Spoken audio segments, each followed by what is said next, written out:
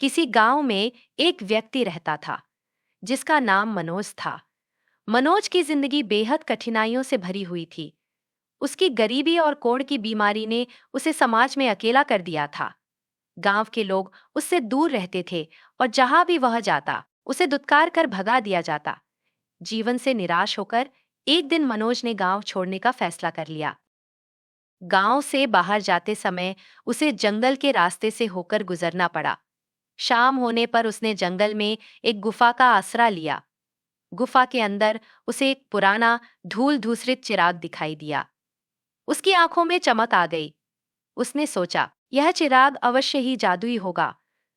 उसने चिराग को उठाकर रगड़ना शुरू कर दिया, लेकिन कुछ नहीं हुआ। बार बार कोशिश करने पर भी जब कुछ नहीं निकला, तो गुस्से में आकर उसने चिराग को जमीन पर 3 बार जोर से पटका। अचानक गुफा के अंदर काले धुएं का गुबार फैल गया। मनोज के सामने अंधेरा छा गया।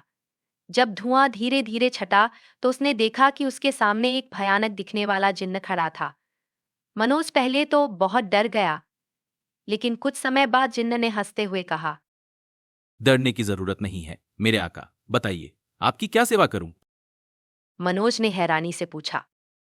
जब मैंने चिराग रगड़ा तब तुम बाहर क्यों नहीं आए, और जब मैंने इसे पटका तो तुम प्रकट हो गए, ऐसा क्यों? जिन्न ने जोर से हंसते हुए कहा, मैं कोई साधारण जिन्न नहीं हूं, मैं अनोखा जिन्न हूं। मुझे चिराग से बाहर आने के लिए कोई 3 बार इसे जमीन पर पटके, तभी मैं प्रकट होता हूं। सालों बाद तुमने यह किया और मुझे आजाद कर दिया। अब बताओ तुम्हारी क्या इच्छाएं हैं। मनोज की उदास आंखों में आशा की एक किरण झलकी। वह मन ही मन अपनी इच्छाएं सोचने लगा। तभी जिन्न ने उसे टोका। लेकिन एक बात ध्यान रखना, मैं तुम्हारी 3 इच्छाएं तो पूरी करूंगा, पर मेरी एक शर्त है। जो भी इच्छा तुम मांगोगे मैं उसका उल्टा भी करूंगा। इसीलिए अपनी इच्छाएं बहुत सोच समझकर मांगना, वरना इसके परिणाम के लिए मैं जिम्मेदार नहीं रहूंगा। यह सुनकर मनोज का उत्साहित होना ठंडा पन गया। उसने जिन्न से कहा। अगर ऐसा है तो मुझे सोचने के लिए थोड़ा समय चाहिए। जिन्न ने जवाब दिया। ठीक है, लेकिन याद रखना, मेरी आजादी का बदला चुकाने का यह तुम्हारा मौका है। अगर तुमने गलत मांग लिया तो पछताने का कोई फायदा नहीं होगा। सोचो और मुझे पुकारो। इतना कहकर जिन्न गुफा में ही गायब हो गया। अब मनोज सोचने लगा कि ऐसी कौन सी इच्छाएं मांगनी चाहिए जो उसकी जिंदगी बदल दें और जिन्न की शर्त का भी सामना कर सके।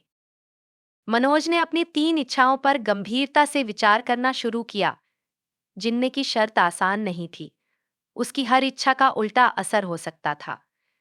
लेकिन इस बार मनोज ने एक योजना बनाई। उसने जिन्न को पुकारा। जिन्न फिर से गुफा में प्रकट हुआ और हंसते हुए बोला। तो मेरे आका, बताइए पहली इच्छा क्या है। मनोज ने कहा। मेरी पहली इच्छा है कि मैं पूरी तरह स्वस्थ और मजबूत हो जाऊं। जिन्न ने मुस्कुराकर कहा।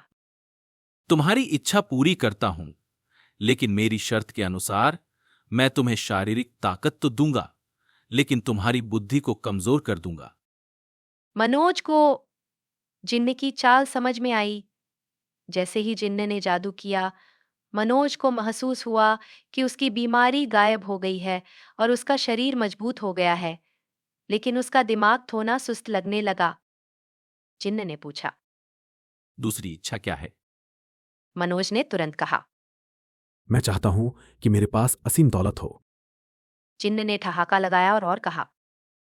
ये इच्छा पूरी करता हूं, लेकिन इसके साथ तुम्हारे जीवन में ऐसा अकेलापन भर दूंगा कि यह दौलत भी बेकार लगेगी।